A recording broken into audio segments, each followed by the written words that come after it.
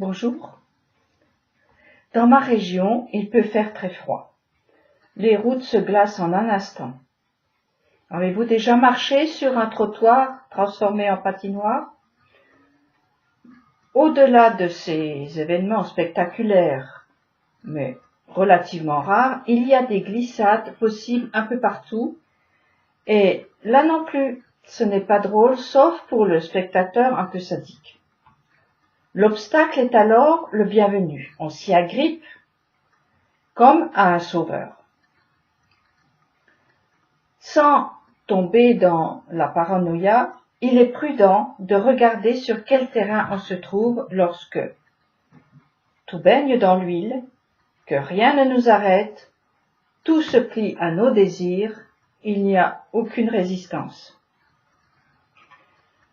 C'est le psaume 73 qui m'a amené à cette réflexion.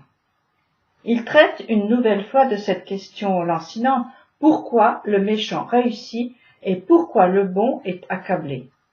Certes, il se relève toujours, mais que d'efforts, que d'énergie il faut trouver, alors que l'autre, il coule une vie tranquille, il réussit, il rit, et ajoute ainsi au désarroi de celui qui doit ramer à contre-courant.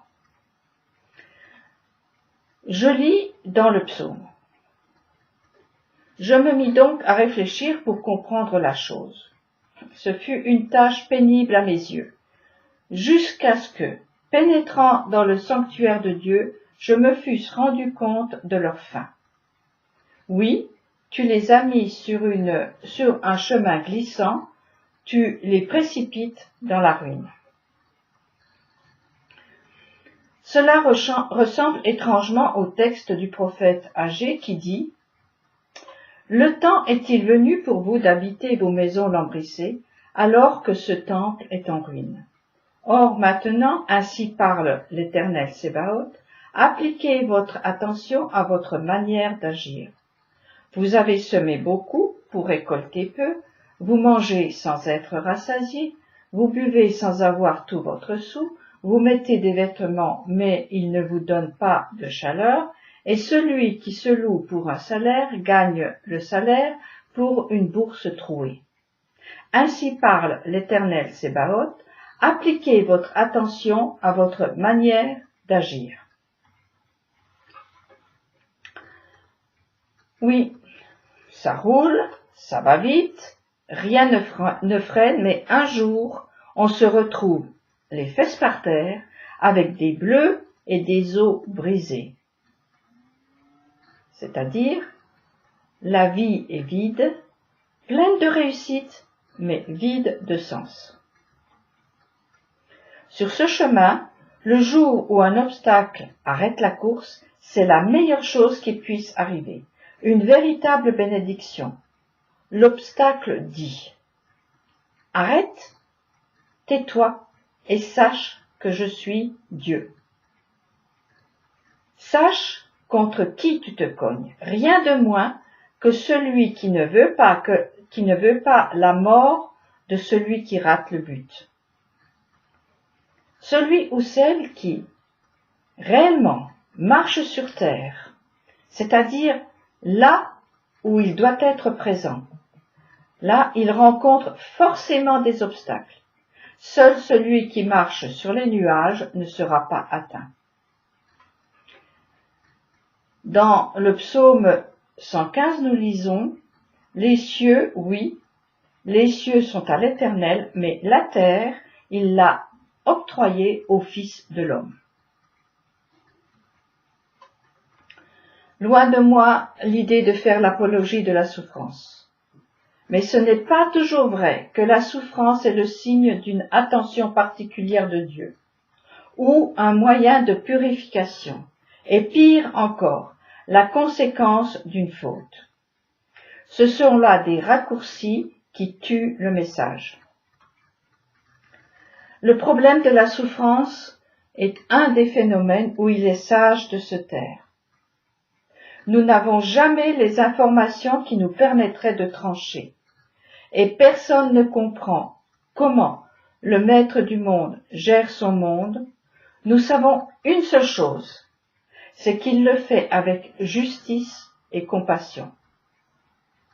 C'est d'ailleurs une des questions c'est une des raisons de la question. Pourquoi lui et pas moi? Pourquoi les uns naissent avec une cuillère d'argent dans la bouche et d'autres pauvres comme Job? Pourquoi? Nous aurons rarement la réponse. Dans les psaumes de David ou les proverbes de Salomon, nous trouvons des conseils de comportement devant l'obstacle, car il n'y a pas de hasard.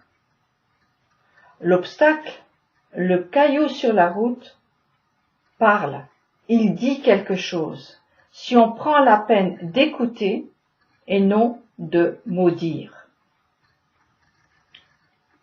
Tu ne peux pas compter les pommes que contient un pépin. C'est au sens figuré de cette citation que j'aimerais donner de la valeur, montrer son côté positif, voire salvateur.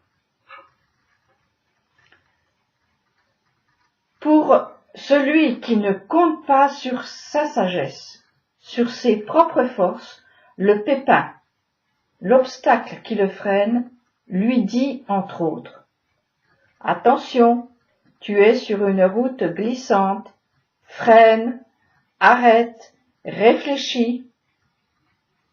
Pour l'autre, appelé le sot, il n'y a pas de pépin, il file selon les désirs de son cœur. Il y a les obstacles qui arrêtent pour inciter à changer de route. Il y a ceux qui freinent pour affiner, d'autres pour faire grandir, obligés à se battre pour se fortifier. Chaque obstacle a ses raisons d'être. Il est une sorte d'ange porteur d'un message bien personnel. L'obstacle peut prendre toutes les formes possibles. Comme un ange, il n'est pas limité dans sa forme. Seul son message est fixé. C'est une sorte de pédagogie adaptée au destinateur. Ainsi, il y en a qui comprennent le langage des rêves, celui des animaux, des plantes, des vents, des étoiles, des événements.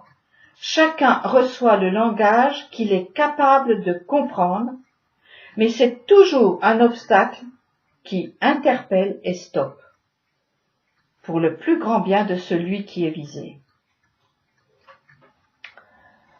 Je continue à lire dans le psaume 73.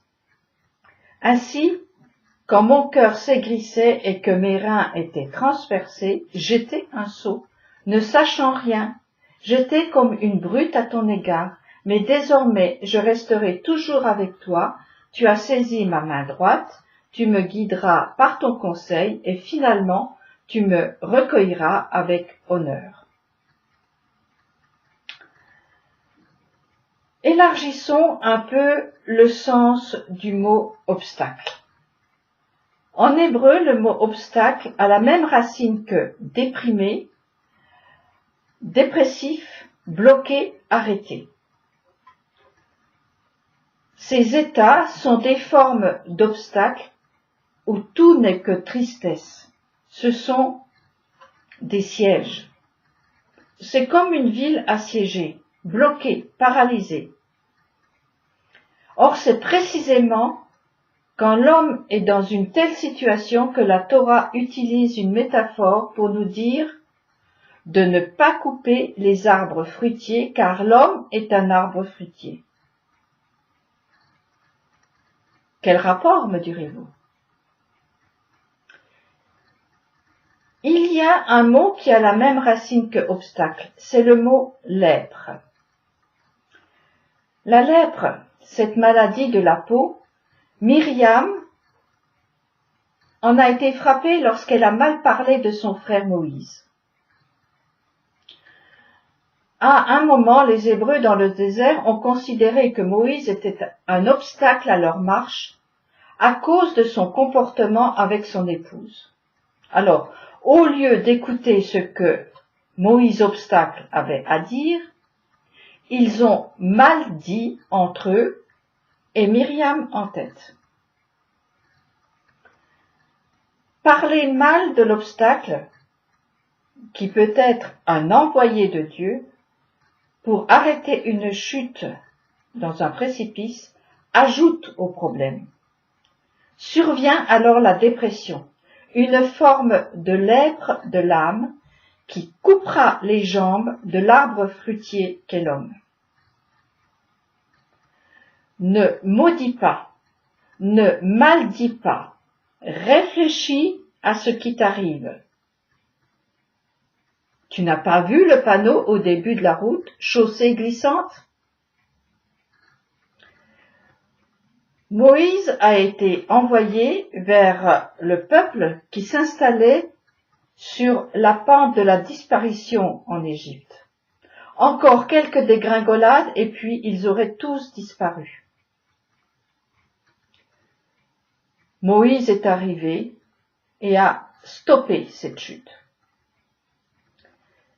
Dans le psaume 11, nous lisons « Heureux l'homme qui ne suit point les conseils des méchants, qui ne se tient pas dans la voie des pécheurs et ne prend point place dans la société des railleurs, mais qui trouve son plaisir dans la loi de l'Éternel et médite cette loi jour et nuit. Il sera comme un arbre planté auprès des cours d'eau, qui donne ses fruits en leur saison et dont les feuilles ne se flétrissent point. Tout ce qu'il fera réussira. Tels ne sont pas les méchants, mais plutôt comme le chaume que pourchasse le vent. Ainsi les méchants n'ont-ils pas le dessus dans le jugement, ni les pécheurs dans l'assemblée des justes. Car l'Éternel protège la voie des justes, mais la voie des méchants conduit à la ruine. Tu ne peux compter les pommes que contient un pépin. Un obstacle peut porter beaucoup de fruits s'il est bien géré. Réfléchissons à ce qui nous arrive.